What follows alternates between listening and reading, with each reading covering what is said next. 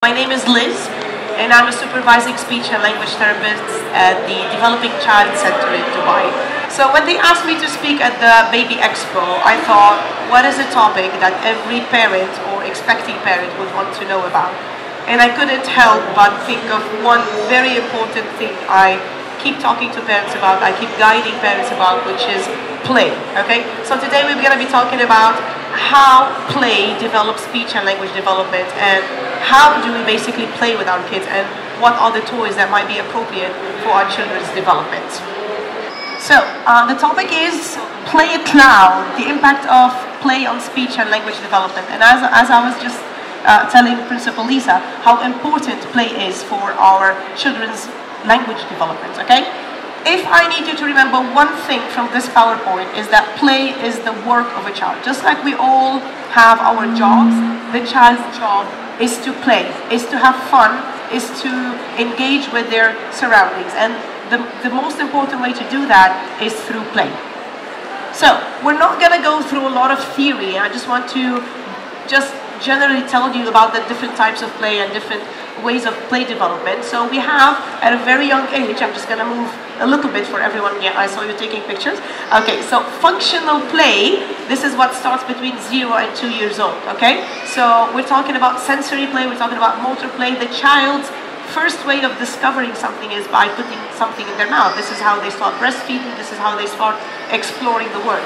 So it's completely normal for the child to start putting things in their mouth as a first way of exploring things. And then slowly that sensory play starts progressing into different senses, into visuals, into auditory. That's why you see a lot of kids' toys have a lot of sounds, have a lot of colors, because it's important to stimulate that sensory aspect for the child to feel engaged and for the child to feel motivated to play. Moving on to 2 to 5 years old, this is where constructional and dramatic play. When we talk about dramatic play, we're talking more about pretend play. We're talking about creating different scenarios. Construction plays in building Legos or building anything really. I remember when I was a child, my favorite toy was those laundry clips. You used to put them together and you just build something. It doesn't really have to be Lego. We don't have to be doing an ad for a Lego company. No, it can be anything. They could just be putting stones on top of each other. They can be building cars on top of each other. Whatever it is, this is what develops, and this is when symbolic play starts. This is when they pick up, a bottle, and they say hello, and you start saying hello, and they start interacting with you. And this is when we talk about symbolic play. After 5 years old, this is where games and rules and gameplay start. This is where board games start. This is where puzzles, and definitely some of these things can be present before, depending on the child, and definitely constructional and dramatic play can also exist after. But this is when the child is more interested in rules and regulations of a toy. I'm not going to go through all of these things. I just want you to know that when we're talking about social play, it's important to just notice how between 0 to 3 months we have unoccupied play, solitary play, and then slowly it becomes more parallel, associative, cooperative. Slowly the child needs more interaction, needs more socializing, needs more engaging when they are playing. Okay, so they play alone. They can be sitting on their back and playing with a balloon or whatever it is, up to all the way to 4 years old, where they need the other person not to play, but it's important for them to develop their play through the presence of another person as well. I move on. I saw you taking a photo. Okay. All right. So where does speech development come? Okay. So some of the things that are important during play is language exposure. Obviously, a child, when you're playing with them, and it's very important not to focus on silent play, okay? Even if they're playing with a silent game, quote unquote, they're playing with puzzles, they're playing with whatever it is, it's very important to stimulate the child with words. Oh, we're going to put this here. Oh, it's my turn. Now we're going to put it there, okay? So there's always some kind of vocabulary added to the play, okay? So there's a lot of language exposure, a lot of vocab exposure, a lot of sentences, phrases that the child is being exposed to, and at the same time the child is getting ready to say their words and request and use their words as well. Social interaction, obviously, you're going to see the kids who, even if they're silent, they're going to try to socially interact with another child, because This is how they feel like they can start building those relationships. Even before they can say words, they can smile, they can look at them. This is where social interaction is also developed through play. Imagination and creativity.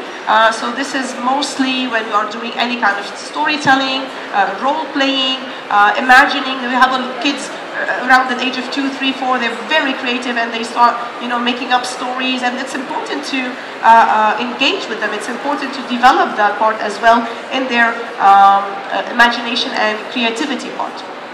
Fine motor skills. Now a lot of people might be asking, what does fine motor skills have to do with play and speech? Well, believe it or not, when the child is focusing on things that are very fine, let's say building puzzles or whatever it is, Legos, any tool or any item or any toy that they're using with these little fingers, this is also helping their oral motor muscles develop as well. And this is where fine motor skills is a function in the brain that also helps in the production of the sounds and the words of the child. Last but not least is problem-solving skills. Someone was talking in the previous panel about the importance of giving the child tools or giving the child situations where they have to develop their problem-solving skills. So through play, we can develop a lot of different ways of solving an issue. And here I just like to point out to one thing. I know that when we are playing with our kids, we tend to help them. We tend to give them ways of sorting solutions and giving them help as much as possible. And it's our instinct. Even as therapists, when I'm dealing with a child, I try to give them as much as possible ways to explore before I tend to help. And it's very important to let them make mistakes, to let them explore, to let them try to put a puzzle piece in the wrong place, and then they discover that, oh, I need to rotate it, I need to flip it, I need to put it, oh, it's another piece of another puzzle maybe sometimes, right? But they need to have the time, whoops, that's not working. They need to have the time to explore those things and to learn from their mistakes, okay? So, why do we use play in speech and language therapy? We're just gonna go through this lovely quote very quickly. Play and language development tend to mirror each other, okay? So if a child has met their play milestones but not language, it will be easier for them to learn language. However, if they have neither, it makes sense to elicit both the play and the language skills in tandem, as the skills may reinforce each other. They develop together, okay? We cannot be developing the child's play without focusing on their language and vice versa. What game to choose? This is a question I frequently asked. I cannot give you a very straightforward answer, but as parents you need to ask yourself, what are my child's abilities and interests? How old is he? What are his interests? What does he like? What does he not like? And what are my goals? This is more for the therapy part, this is more for focusing on language part, but what do I want my child to learn? And it's important that when I'm talking about play, not to focus just on educational stuff, okay? It's not that I want my kids to learn the alphabet. It's not that I want my kids to learn to count. If they cannot play, they don't know how to play, they don't know how to manipulate toys, they don't know how to interact, they're not social, this is way more important than learning the alphabet and learning to count, okay? This is something they're eventually going to learn in school, but at home it's important to build that social and communication interaction with them. So, quickly, some toy ideas. So for infants, as we said, we focus mostly on sensory stuff. I'm going to move a little bit to give you some space for photos. So toys that encourage sound making, music toys, anything that has responding. I click something, something comes up. I click something, I hear something. So cause and effect a little bit. And simple picture books with clear images and simple words are also great, okay? Words not for them to learn how to read and write, yeah? They're still way too young for that. I know a lot of parents want their kids to be already on top of their class, but it's also important as well to respect their development and respect their time and pace, okay?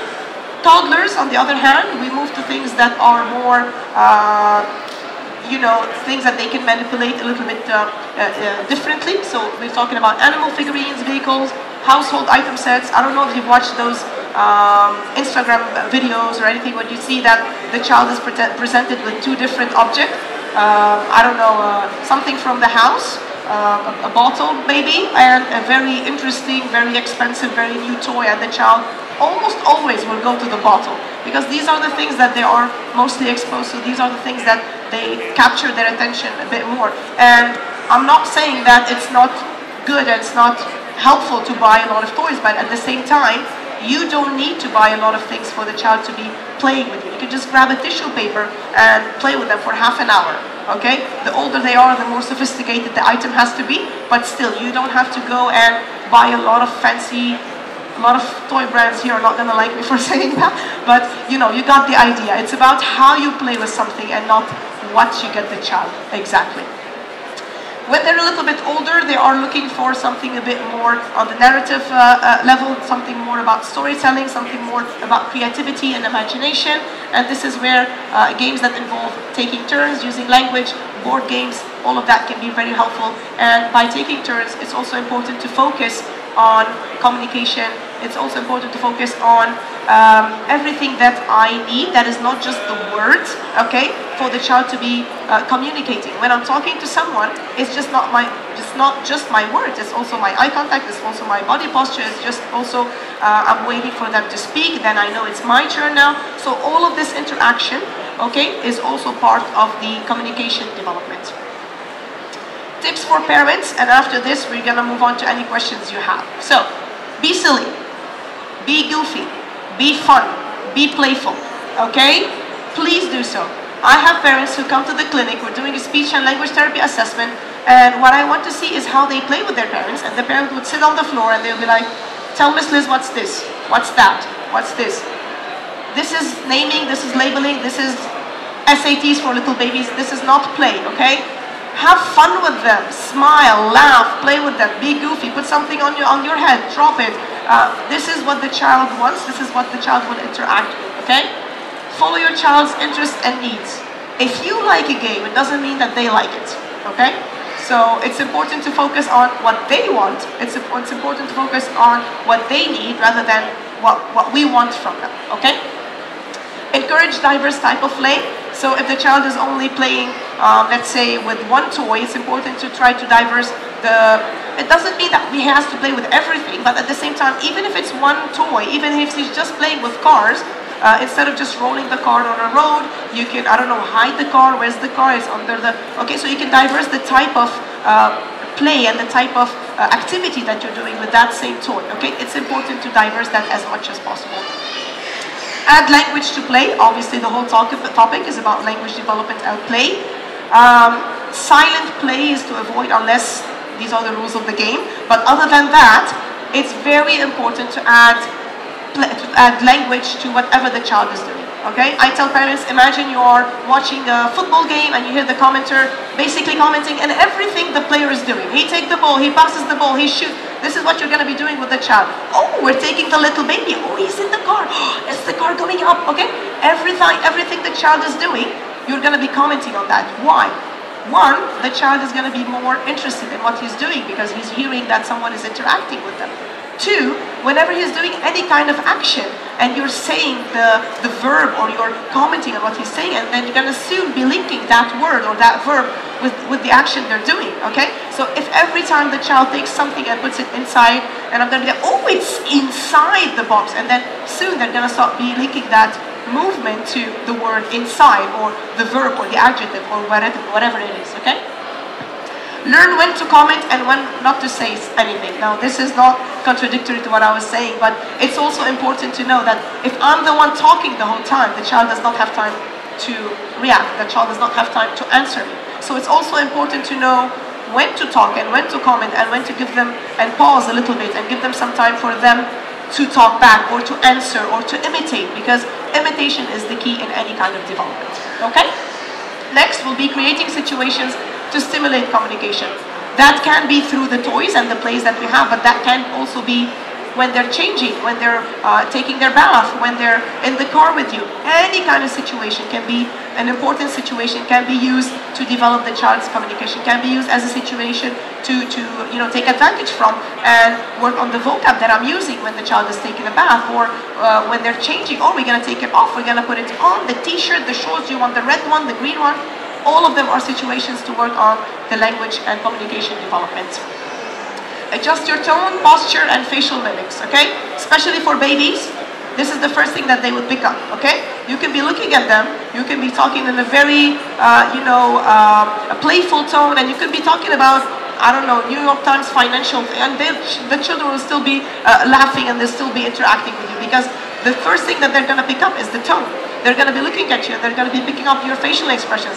If you're laughing at them, but you're threatening them, they're going to laugh, because they just saw your smile and they're just going to imitate your smile, okay? Don't threaten them, that's not the point, but be very aware of the tone you're using, the posture, okay? The facial mimics. If you're playing with a child but you're looking elsewhere, you're soon going to lose his attention, okay? Exactly. I didn't want to talk about phones, but obviously, okay? When you're playing with their kids, please put everything aside. Give them that half an hour a day, an hour a day after work, after school, to focus on them, okay? Just remember to have fun. Please do have fun. If you're not having fun, change the game, okay? Just remember that play is messy and not perfect. It's okay to get messy. It's okay. That's how they learn. And the last one, flashcards, labeling. This is not play. This is educational stuff, okay? When I'm showing the child the card and what's this, what's that, that's not play, okay? So, play is messy, play is fun, play is interactive, and communication. Thank you so much.